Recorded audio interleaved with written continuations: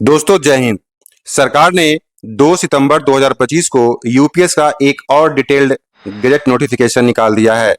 जैसा कि आप जानते हैं कि 19 मार्च 2025 को एक गजट नोटिफिकेशन के तहत यूपीएस को ऑफिशियली लॉन्च किया गया था, लेकिन यूपीएस की खामियों और कर्मचारियों के उदासीन रुख को देखते हुए सरकार तभी से कुछ न कुछ बदलाव करती आ रही है।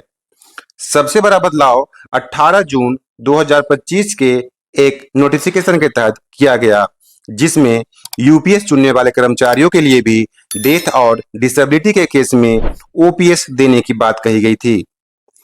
इसी नोटिफिकेशन के तहत यूपीएस चुनने वाले कर्मचारियों को ग्रेजुटी देने की बात को भी इंक्लूड किया गया था, लेकिन इतना करने के बाद भी कर्मचारियों को यूपीएस लुभाने में कामयाब नहीं हो पा रही है और उसके सबसे बड़े दो कारण हैं। पहला है पेंशन का सुपरनेशन की डेट से स्टार्ट होना। अगर कोई कर्मचारी वीआरएस जा रहा है तो यूपीएस में क्वालिफाइंग सर्विस 25 साल रखा गया है, लेकिन अगर आप 25 साल सर्विस पूरा करने के बाद भी वीआरएस जाने की सोचेंगे तो आपकी पेंशन फिर भी आपके सुपरनेशन डेट से स्टार्ट होगी। और दूसरा, एम्प्लॉय के कंट्रीब्यूशन का वापस नहीं करना। लेकिन ये नए नोटिफिकेशन में कुछ बदलाव देखने को मिला है और इस वीडियो में हम उसी बदलाव की बात करने जा रहे हैं। जैसा कि आप देख सकते हैं, आपकी स्क्रीन पे एक नोटिफिकेशन है। ये नोटिफिकेशन कार्मिक लोक शिकायत एवं पेंशन मंत्रालय की तरफ से जारी किया गया है 2 सितंबर 2025 को।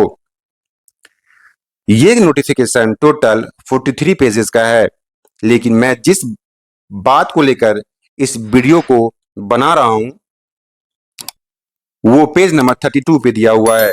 तो चलिए हम सीधे पेज नंबर 32 पे चलते हैं।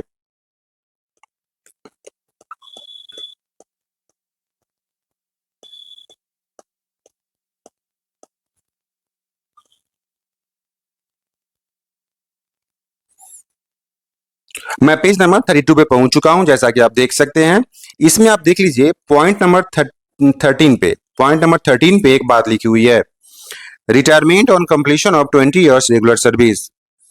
At any time after a subscriber has completed 20 years regular service, he may, by giving notice of not less than 3 months in writing to the appointing authority, retire from service.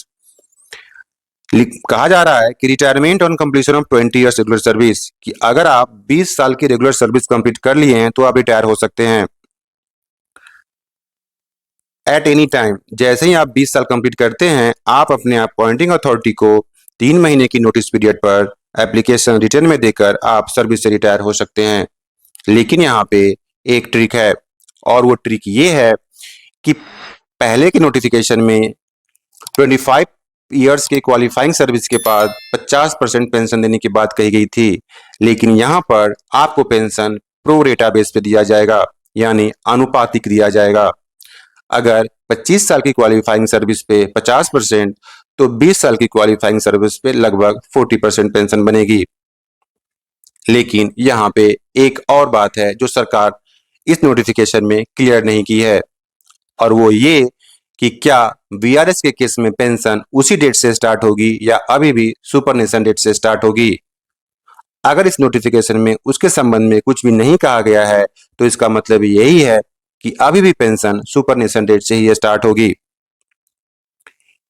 ये video का जो सबसे important चीज था, जो आपके लिए मायने रखती थी, उसको हमने कवर किया है। अखिल भारतीय एनपीएस कर्मचारी महासंघ के अध्यक्ष मंजीत सिंह पटेल का कहना है कि सरकार जिस तरीके से यूपीएस में चेंजेस करती जा रही है वो एक दिन ओपीएस का दरवाजा साबित होगी। लेकिन सरकार को केंद्रीय अर्धसैनिक बलों के बारे में इस संबंध में बहुत ही सिंपैथी के साथ सोचना चाहिए। आपको ये नोटिफिकेशन कैसा लगा, कमेंट में जरूर बताएं। आप सरकार से क्या चाहते हैं, कमेंट जरूर करें। ये वीडियो कैसा लगा, कमेंट में जरूर लिखें। मिलते हैं नेक्स्ट वीडियो में, तब तक के लिए जय हिंद।